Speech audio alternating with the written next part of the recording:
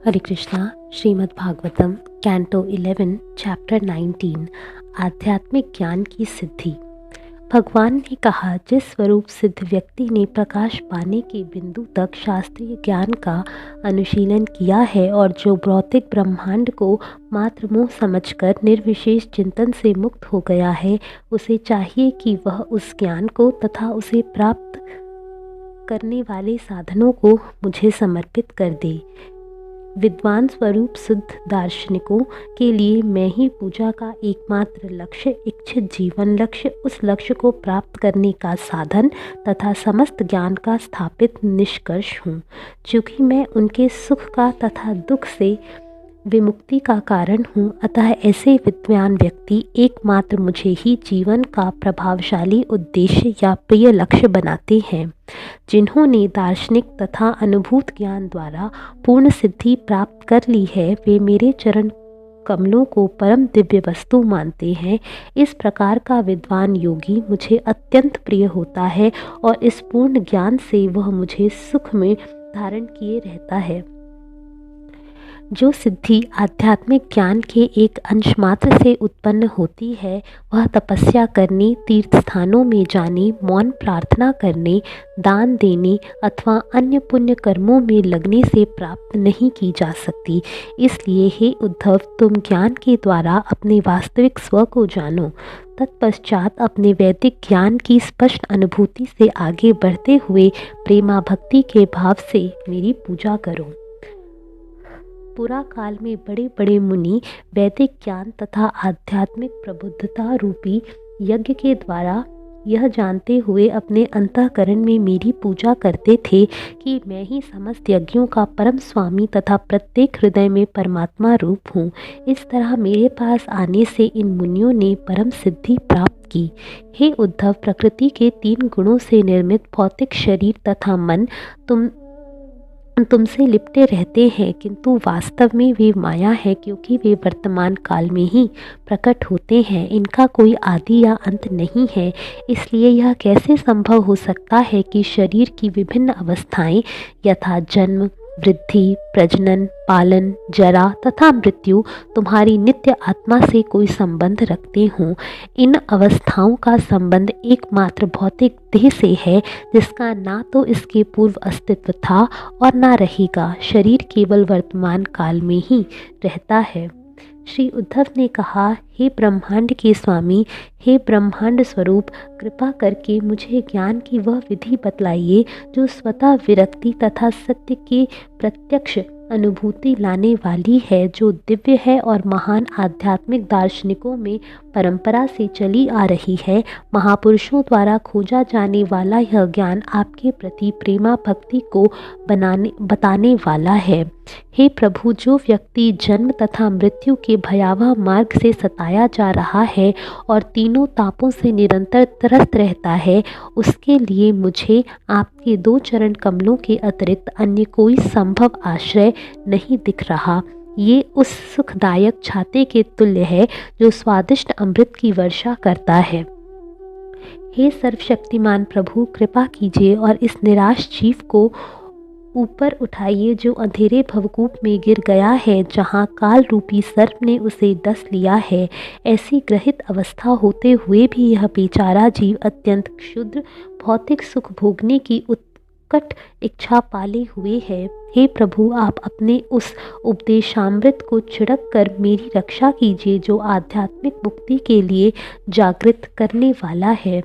भगवान ने कहा, हे उद्धव, जिस तरह तुम मुझसे पूछ रहे हो, उसी तरह भूतकाल में राजा युधिष्ठिर ने, जिन्हें अजात शत्रु कहा जाता है, महानतम धर्म धारक भीष्मदेव से पूछा था और हम सभी ध्यानपूर्वक सुन रहे थे।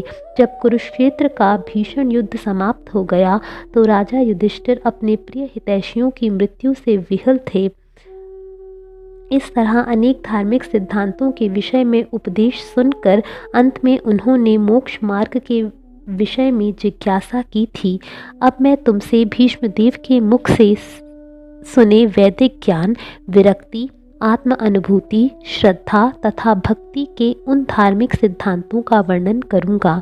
मैं स्वयं उस ज्ञान को निश्चित करता हूँ जिससे मनुष्य सारे जीवों में 9, 11, 5 तथा 3 तत्वों का सम्मेल देखता है और अंत में इन 28 तत्वों के भीतर केवल एक तत्व देखता है। जब कोई व्यक्ति एक ही कारण से उत्पन्न पृथक पृथक भौतिक तत्वों को ना देखकर एक कारण रूप भगवान को देखता है, उस समय मनुष्य का प्रत्यक्ष अनुभव विज्ञान कहलाता है।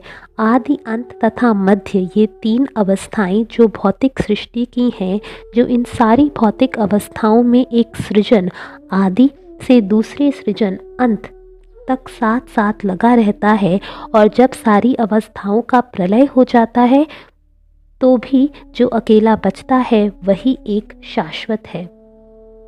वैदिक ज्ञान, प्रत्यक्ष अनुभव, परंपरागत विद्या तथा तार्किक अनुमान, इन 4 प्रकार के प्रमाणों से मनुष्य भौतिक जगत की अस्थिर दशा को समझकर इस जगत के द्वैत से विरक्त हो जाता है।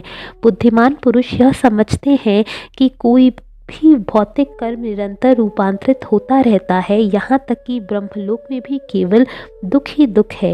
निसंदेह बुद्धिमान व्यक्ति यह समझ सकता है कि जिस तरह सारी दृश्य वस्तुएं क्षणिक हैं, उसी तरह ब्रह्मांड के भीतर सारी वस्तुओं का आदि और अंत है। हे निष्पाप उद्धव, चूँकि तुम मुझे चाहते हो इसलिए मैं तुम्हें भक्ति की विधि पहले ही बतला चुका हूँ।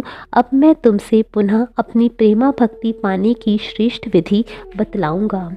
मेरी लीलाओं की आनंदमयी कथाओं में आगाध श्रद्धा, मेरी महिमा का निरंतर कीर्तन, मेरी नियमित पूजा में गहन आसक्ति, सुंदर स्तुतियों से मेरी प्रशंसा करना, मेरी भक्ति का समादर, साष्टांग नमस्कार, मेरे भक्तों की उत्तम पूजा, सारे जीवों में मेरी चेतना का ज्ञान, सामान्य शारीरिक कार्यों को मेरी भक्ति में अर्पण, मेरे गुणों का वर्णन करने के लिए धन संपदा का प्रयोग, मुझे अपना मन अर्पित करना, समस्त भौतिक इच्छाओं का बहिष्कार, मेरी भक्ति के लिए संपत्ति का परित्याग, भौतिक इंद्रिय तृप्ति तथा सुख का परित्याग तथा मुझे पाने के उद्देश्य से दान, यज्ञ, कीर्तन, व्रत, तपस्या इत्यादि वांछित कार्यों को संपन्न करना, ये वास्तविक धार्मिक सिद्धांत हैं जिनसे मेरे शरणागत हुए लोग स्वतः मेरे प्रति प्रेम उत्पन्न कर लेते हैं। तो फिर मेरे भक्त के लिए कौन सा अन्य उद्देश्य या लक्ष्य शेष रह जाता है। जब सतुगुण से संपुष्ट शांत चेतना भगवान पर स्थिर कर दी जाती है तो मनुष्य को धार्मिकता, ज्ञान, वैराग्य तथा ऐश्वर्य प्राप्त होता है। जब मनुष्य की चेतना भौतिक देह, घर तथा इंद्रिय तृप्ति की ऐसी ही अन्य वस्तुओं पर टिक जाती है तो वह इंद्रियों की सहायता से भौतिक वस्तुओं के पीछे दौड़ लगाते लगाते अपना जीवन व्यतीत करता है। इस तरह रजोगुण से बलपूर्वक प्रभावित चेतना नश्वर वस्तुओं के प्रति समर्पित हो जाती है, जिससे अधर्म, अज्ञान, आसक्ति तथा नीचता, कृपणता उत्पन्न होते हैं। वास्तविक धार्मिक सिद्धांत वे हैं जो मनुष्य को मेरी भक्ति तक ले जाते हैं। असली ज्ञान वह जानकारी है जो मेरी सर्वव्यापकता को प्रकट करती है। इंद्रिय तृप्ति की वस्तुओं में पूर्ण अरुचि ही वैराग्य है और अनिमा सिद्धि जैसी 8 सिद्धियां ही ऐश्वर्य है। श्री उद्धव ने कहा, हे कृष्ण, हे शत्रुओं को दंड देने वाले, कृपा करके मुझसे यह बताएं कि कितने प्रकार के अनुशासनात्मक नियम, यम तथा नियमित दैनिक कार्य नियम हैं। यही नहीं, हे प्रभु, मुझे यह भी बताइए कि मानसिक संतुलन क्या है, आत्म संयम क्या है और सहिष्णुता तथा दृढ़ता का असली अर्थ क्या है, दान, तपस्या तथा शौर्य क्या है और वास्तविकता तथा सच्चाई का किस तरह वर्णन किया जाता है, त्याग क्या है और धन संपदा क्या है, इच्छित क्या है, यज्ञ क्या है और दक्षिणा क्या है। हे केशव, हे भाग्यवान, मैं किस तरह किसी व्यक्ति के बल, ऐश्वर्य तथा लाभ को समझूं, सर्वोत्तम शिक्षा क्या है, वास्तविक नम्रता क्या है और असली सौंदर्य क्या है, सुख और दुख क्या है, कौन विद्वान है और कौन मूर्ख है, जीवन के असली तथा मिथ्या मार्ग क्या है और स्वर्ग तथा नरक क्या है, असली मित्र कौन है और असली घर क्या है, कौन धनी है और कौन निर्धन, कौन कंजूस है और कौन वास्तविक नियंता है। हे भक्तों के स्वामी, कृपा करके मुझे इन बातों के साथ साथ इनकी विपरीत बातें भी बतलाइए। भगवान ने कहा, अहिंसा, सत्य, दूसरों की संपत्ति के लिए ललायत ना होना या चोरी ना करना, वैराग्य, दीनता, अपरिग्रह, धर्म में विश्वास, ब्रह्मचर्य, मौन, स्थिरता, क्षमा तथा अभय, ये 12 मूल अनुशासनात्मक नियम हैं। आंतरिक तथा बाह्य स्वच्छता, भगवत नाम कीर्तन, यज्ञ, श्रद्धा, आतिथ्य, मेरी पूजा, तीर्थाटन, केवल परम लक्ष्य के लिए कार्य करना तथा इच्छा करना, संतोष तथा गुरु सेवा, यह 11 नियमित कार्य नियम है। ये 24 कार्य इन लोगों को इच्छित वर देने वाले जो उनका भक्ति पूर्वक अनुशीलन करते हैं। मुझ में बुद्धि लगाना मानसिक संतुलन है और इंद्रियों का पूर्ण संयम आत्मसंयम है। सहिष्णुता का अर्थ है धैर्यपूर्वक दुख सहना। स्थिरता तब आती है जब मनुष्य जीव तथा जननेंद्रियों पर विजय पा लेता है। सबसे बड़ा दान है अन्यों के प्रति सभी प्रकार की छेड़छाड़ त्यागना। काम, विषय वासना का परित्याग ही असली तपस्या है। असली शौर्य भौतिक जीवन का भोग करने की सहज प्रवृत्ति को जीतना है और भगवान का सर्वत्र दर्शन करना ही सच्चाई सत्य है। सत्यता का अर्थ है मधुर ढंग से सत्य बोलना, जैसे कि महर्षियों ने घोषित किया है। स्वच्छता का अर्थ है सकाम कर्मों से विरक्ति, जबकि त्याग ही संन्यास है। मनुष्यों की असली इष्ट संपत्ति धार्मिकता है और मैं भगवान ही यज्ञ हूँ। आध्यात्मिक उपदेश प्राप्त करने के उद्देश्य से गुरु भक्ति ही दक्षिणा है और सबसे बड़ी शक्ति है श्वास रोकने की प्राणायाम विधि।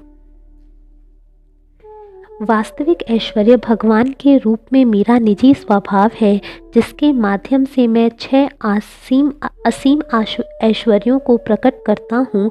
जीवन का सबसे बड़ा लाभ मेरी भक्ति है और असली शिक्षा विद्या आत्मा के भीतर के मिथ्या द्वैत भाव को समाप्त करना है। असली उदारता अनुचित कार्यों से घृणा करना है। विरक्ति जैसे सद्गुण का होना सौंदर्य है। भौतिक सुख तथा दुख को लांघना असली सुख है और असली दुख तो यौन सुख की खोज में अपने को फंसाना है। बुद्धिमान वही है जो बंधन से छूटने की विधि जानता है और मूर्ख वह है जो अपनी पहचान अपने शरीर तथा मन से करता है। जीवन में असली मार्ग वह है जो मुझ तक ले जाने वाला है और कुमार्ग इंद्रिय तृप्ति है, जिससे चेतना मोहग्रस्त हो जाती है। वास्तविक स्वर्ग सतोगुण की प्रधानता है और अज्ञान की प्रधानता ही नरक है। मैं समस्त ब्रह्मांड के गुरु रूप में हर एक का असली मित्र हूँ। मनुष्य का घर उसका शरीर है। हे प्रिय मित्र उद्धव, जो सतोगुणों से युक्त है वही धनी कहा जाता है और जो जीवन में असंतुष्ट रहता है वही निर्धन है। कृपण वह है जो अपनी इंद्रियों को वश में नहीं रख सकता और असली नियंत्रक वह है जो इंद्रिय तृप्ति में आसक्त नहीं होता। इसके विपरीत जो व्यक्ति इंद्रिय तृप्ति में आसक्त रहता है वह दास होता है। इस प्रकार हे उद्धव, मैंने तुम्हारे द्वारा पूछे गए सारे विषयों की व्याख्या कर दी है। इन सद्गुणों तथा दुर्गुणों की अधिक विशद व्याख्या की आवश्यकता नहीं है, क्योंकि निरंतर गुण तथा दोषों को देखना स्वयं में एक दुर्गुण है। सर्वोत्कृष्ट गुण जो भौतिक गुण और दोष को लांघ जाना है। हरे कृष्णा।